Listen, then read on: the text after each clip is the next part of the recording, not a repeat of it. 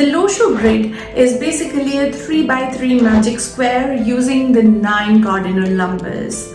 And in this grid, all the rows, all the columns and both the diagonals add up to the sum of 15. And the square holds a special significance in everything to do with Chinese culture, be it Feng Shui or Numerology. The legend of Lo Shu is closely associated with the Yellow River, which is the second largest river in China, and the legendary emperor Yu the Great. The Yellow River was infamous for causing devastating floods and had earned the name of being China's sorrow. It used to displace large populations and also cause alterations in entire landscapes. During one of such great floods, a giant turtle is said to have emerged from the Yellow River with a certain pattern of dots. And Emperor Yu is said to have interpreted the pattern of dots and translated it into the Lo Shu Grid. The grid then gave him clues on how to control the floods and save his subjects. Emperor Yu realized that controlling the calamities of nature lay in understanding the flow of nature and then living in accordance with the flow of nature, which was reflected by the even distribution of numbers in the Lo Shu Grid. So every time when he arranged the space in accordance to the grid, his countrymen were saved from the calamities. But chaotic situations arose every time his people deviated from the grid. Since then, most of the Chinese cities have been following this grid to design their space. And this practice of arranging the space with respect to the Lo Shu Grid is called Feng Shui. Presently, Lo Shu Grid is used in Chinese numerology, Chinese architecture, and also is a part of Chinese cosmology. For you, if it is very difficult to remember the distribution of numbers in the grid, I have a very simple technique to share. First, consider the cardinal numbers from 1 to 9 and arrange them sequentially in the 3x3 grid in the order that you see on the screen. 1, 2, 3, 4, 5, 6, 7, 8, 9. Now take this entire canvas that you have and rotate this by 45 degrees, and you can see that it looks like this. Let us straighten our numbers. So we have this kind of an arrangement. Now circle the numbers in the extremes and interchange them. So 1 takes the place of 9 and 9 takes the place of 1. 3 takes the place of 7 and 7 takes the place of 3. Now you can compress the arrangement and arrange the numbers in rows and columns. And you have your very auspicious magic square derived. Here, each row, each column and each diagonal adds up to 15, you can see. And 15 is the lowest possible sum that we can derive in a 3x3 magic square. So there can be other magic squares where the sum of the rows, the columns and both the diagonals is same, but the lowest possible sum for a 3x3 magic square is 15. Now let us extend this understanding of creating magic squares that we just did to creating a 4x4 magic square.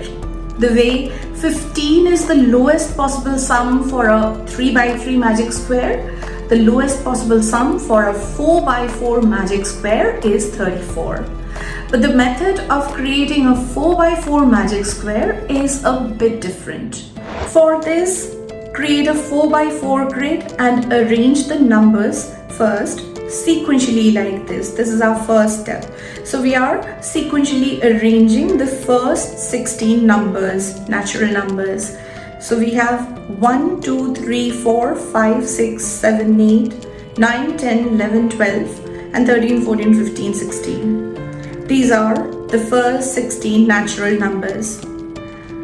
Now, in a separate 4x4 grid, retain the numbers in the 2 middle boxes of the outer rows and columns. So we're going to retain 2 and 3 in the first row, 14 and 15 in the bottom row, 8 and 12 in the right column, and 5 and 9 in the left column. Now, once again, we're going to circle the corner numbers in our first grid, and we're going to interchange the corner numbers.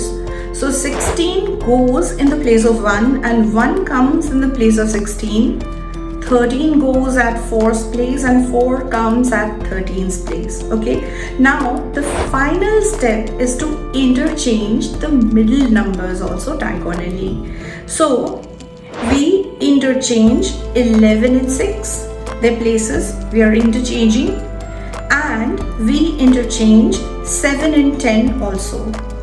Now in this grid that you see right now, you can see that all the rows, all the columns, and both the diagonals add up to 34. Not only that, all the sets of 4 boxes, you can see, also add up to 34. Just check it out. All the sets add up to 34. And this particular magic square that we have created all by ourselves is very, very similar to two of the very famous magic squares. One is the Durer's magic square and the other one is the Chautisa Yantra from Vedic astrology. Just look at all the 3 magic squares and you would notice the similarity. You can see them on the screen right now. Just notice how similar these 3 magic squares are.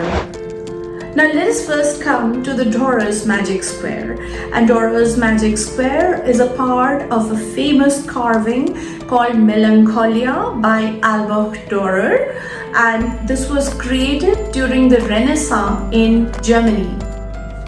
In this famous carving, Dürer has paired the magic square with a winged personification of melancholy. Melancholy means some sense of sadness, emptiness, and sorrow without a specific cause. And we can also see a chaos of scientific equipments. The melancholic winged person is surrounded by scientific tools and symbols of knowledge, suggesting the tension between human mind and the constraints of reality. And this engraving therefore captures the true spirit of Renaissance during that period. The number 34, which is represented by every row, every column and every diagonal of the grid, which is there in this carving, Melancholia. According to numerology, this number symbolizes the same conflict between human imagination, aspirations, and the stark reality. At the same time, looking at it positively, when we combine all the positive aspects of the number 3 and 4, which we can find in the number 34, we find a combination in a positive way, a combination of creativity, imagination, and optimism with reliability and practicality. In the Vedic Chautisa Yantra also, the magic constant is 34. Chautisa is 34. And it is found in the Parshvanath Jain temple in Khajuraho, and it dates back to the medieval period. And many people claim that this is the oldest known perfect magic square found anywhere in the world. According to Vedic principles, Chautisa or 34 symbolizes cosmic order and harmony. It represents the balanced structure of the universe, and meditating upon this yantra is known to align one's consciousness with higher realms of spirituality, and that brings peace and positivity into your life. However, the origin of this yantra is probably a debatable topic because it has transcended and has been used by many religions and cultures. Since ancient times, these magic squares have been a part of mathematics, spirituality, religion, culture, and all kinds of spiritual practices. They embody spiritual insights and cosmic order. Have you ever used these yantras or magic squares and benefited from it? Share with me your experience of these magic squares. It would be interesting for us to know. Together, we can explore these ancient marvels which bridge the gap between mathematics, spirituality, religion, and numerology, and it would be so fascinating. Numerology is a vast subject, and there are several dimensions to it. If the science of numbers intrigues you, you can definitely begin your journey by reading my books, All is One and Cycle of Nine. The beginner's guide is All is One, and then on Cycle of Nine is going to help you in future prediction. If you want to know the basics of Lo Shu Grid, how to create the grid and how it works, and how to arrange your birth numbers and find insights upon them through the Lo Shu Grid, you can watch my vlogs on the same topic by clicking on the I button. Also, they would be coming by the end of this video. That'll be all for today. Have a very good time. Bye bye.